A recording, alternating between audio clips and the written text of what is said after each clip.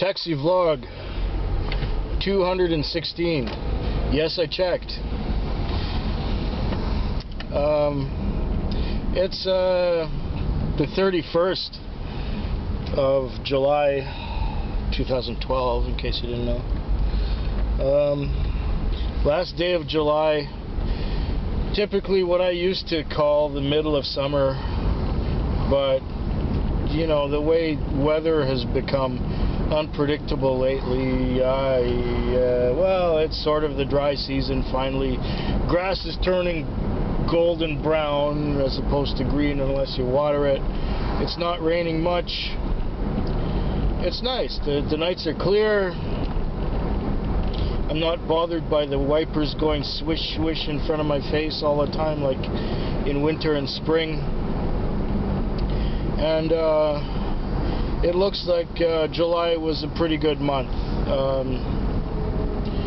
I did reasonably well, you know, considering how scared I was in spring, how tough things were. Had a few things going on in life, you know, like there always are. I just had my my back checkup this morning, and chiropractor said that I'm doing well enough that you can cut my decompressions in half, which of course will cost me half as much as it was costing me to go to BackFit, and I can keep on using the machines to strengthen my back and strengthen my core, and I just have to lie on my foams, you know, 15-20 minutes a day, maybe less. And I only need to do the advanced home exercises a couple times a week rather than 5 or 6 like I've been doing. So that's good. It doesn't take as much time to not do exercises as it does to do exercises. So I'm feeling good about that. On another level, well, about this time last week, certain noises were being made, or was it on Wednesday rather than Tuesday, that Cindy's mother wasn't doing too good. She was admitted to the hospital because she had difficulty breathing and she was not conscious. Well, it turns out that at Thursday afternoon at about 3 o'clock, her mother passed away. So she already had her ticket to go there on Friday. So Friday morning I dropped off Cindy at the airport, and she went to Alberta, and I gave her my laptop along so that she could keep in touch with her Facebook and her email and things that are going on, so she wouldn't have to bother her sister to use her computer and stuff. So this kind of forced me to learn a thing or two. I've been watching YouTube the past couple nights on my phone here, and it was a little bit of a learning experience. I had to figure out how to get to my YouTube accounts and how to view videos, and then once I had done that, how to comment on them, and then I found out that you don't have the option of putting those funky little words down, typing those funky little words to make comments, because every time I watch a video I make a comment, just about. Well, there are some exceptions. If the video doesn't talk to me in any way, shape, or form, I don't make a comment, but sometimes, or I often have something to say. If I watch your videos, you probably are aware of that already. So there is no provision, at least on the browser and the setup I have on my cell phone, to make comments if you've made a few. Meaning that, okay, last night I watched Dave Nicholson, good friend of mine from Moose Jaw, Saskatchewan, did 6 or 7 tag videos. Now, I keep watching him because he's amusing. Sometimes he says the coolest things. in his tag videos. So I watched the 6 or 7 tags. I did the marathon, and I found out that, you know, I commented on the first one, and by the time I got to the last one, I was allowed to comment again. So I didn't comment on all the ones in between, although I really wanted to, but I couldn't. Because the thing kept saying, you know, wait a little while, and there was one video, what was it, last night or the night before, I was watching by old Kurt, and I made my comment, and it said, you're not allowed to make a comment now, come back later. And I made the comment about 4 times, and then I gave up. And I came back an hour later or so, and I made my comment, and it was well received. So anyway, that's been my experience on YouTube lately. Passing my laptop over to Cindy for while she's gone has taught me how to see videos on my phone, which is alright. It's easier than dragging a whole laptop along and stuff. And yeah, you guys who were talking about cell phones, yeah, you got a point, you know, especially you Canids. Yeah, you got a point. It is simpler, but there was a learning curve. Now, on to business. A week ago, Tuesday night, it was a good night. I did well. I made over $100 for myself. For a slower night, that is really good. I can't complain. Cindy and I went and got our groceries at, I think, Wednesday night. They have this grocery store that's open 24 hours, real convenient, really great for night shift people like me. And we got all these fruits and vegetables and just piled up a whole bunch of groceries. Then the next day, Cindy said, well, you know, you're going to have to eat up all these fruits and vegetables before they spoil, because I'm going to Alberta. I said, well, hon, have a good trip. I finished the baby spinach. I ate all the bananas. I had all the apricots. I've got a couple nectarines left.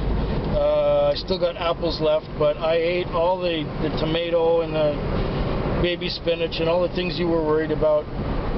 I also ate most of the chocolate, but that's besides the point. But business was good that Tuesday night. Now, Friday I came out after my days off, and after being awake during the day, to go to the museum and see the dinosaur exhibition. Yes, I did, and yes, I got some video. I just haven't had the time to edit yet, and play with the contrast and brightness and bass and treble and all that other shit. So I will be editing maybe next week. This week I still have some videos left over from our travels. And so my slide project, or my slide and negative project, is going very well. I've got almost all my images digitized. I should have them done this week. That's why I'm not editing video, because I'm digitizing pictures. If you looked at my my PHE Quig channel lately, I made a video from old pictures. And that's the style of video I think I'm going to be putting on that channel as time goes on, and after I've got all my images collected and put together. Oh yeah, Friday I came to work. It was kind of difficult. It was getting sent long distances to pick up people, and they weren't going very far, and it was just awkward. This machine keeps sending me out far away instead of giving me a trip nearby, and it tried to send me back there rather than up ahead, and back there far instead of nearby up ahead, and so that wastes a lot of time. You don't make as much money. That was Friday. Saturday started slow, and it was just depressing how slow it was, and I just could not do anything right on Saturday. It was even worse than Friday, and usually Friday is worse than Saturday, but not this time. This Saturday was the big disappointment. I fortunately got some longer fares towards the end, which sort of saved my night. and I was a little disappointed. So Sunday came along, I thought, ooh, Sunday, slow, quiet. I didn't have a lot of fares on Sunday night, but at one point, I think it was around 10:30, I got a call to a hotel in the part of town where I usually work, and the call was to take some lady to the Weston Bear Mountain. She had her golf bag and she had some other luggage and stuff, and she was meeting her husband. Well, her husband was there, but he was on a motorbike, and she had flown in, and she'd been at a meeting all day, and she was going to the Westin where he had a room already. So he rode in on the motorbike, she flew in, and they were staying up at the Westin because they're both golfers. So we had her golf bag, and we had her all of her things, and so that was like a $40 fare, which was unexpected, which was nice.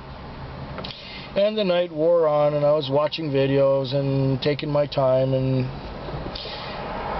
then I got another call at one point to Tim Hortons Donuts. And now I'm going to have to do a Tim Hortons video one day. It's kind of like Dunkin' Donuts or Krispy Kreme or, you know, chains like that in the States, but it's Tim Hortons. It's the Canadian version of the donut shop and coffee house. So, yeah, I'm going to have to do that one day. So that's what happened. Got sent to Tim Hortons, picked up this guy, and he went way out to Central Saanich. It was another unexpected $40 fare that I, got. And the reason I got that one is because the guy's car broke down. So I ended up having a decent Sunday night. I made more than $100, which, for a Sunday, Monday, or Tuesday is good. It's very good. I can't complain about that. That worked out wonderfully. Last night, the Monday night, it wasn't really that busy, but, there weren't many cabs out here. And all the cabs seem to flock downtown. They all go downtown. And so they leave everything else open for me. And I like my part of town that I like to work in. After midnight, there's nobody here, just me. So I just clean up. And last night I did okay. I made over $100. So, last night and the night before kind of made up for the crappy Friday, or the somewhat disappointing Friday and Saturday. Friday wasn't that bad. No, I did do all right. It was the Saturday that was disappointing. Okay, so one slightly disappointing night. Even if tonight is dead, I don't really care. I just need to make enough money to do my not groceries. I got plenty of those left over that I picked up last week. The fridge is still full. I can probably go another 3 weeks before getting groceries if Cindy doesn't come home, but I'm sure she'll be coming home in about a week or so. Yeah, my voice is a little off. I think I'm allergic to something, and it's dripped into my throat, so I'm sort of coughing up some stuff, and so my voice is a little off today. Yeah, I don't care if it's quiet tonight. I just need to make about $30 or $40 so that I can do my laundry, because I've got 5 weeks of laundry piled up, and it's time, I'm starting to run out of shirts to go to work with. And seeing as it's quiet right now, who's sitting here? Car 11. It's Bruce. More on him some other time. Anyways, have yourselves a good night. Hope yours is better than mine. Bye.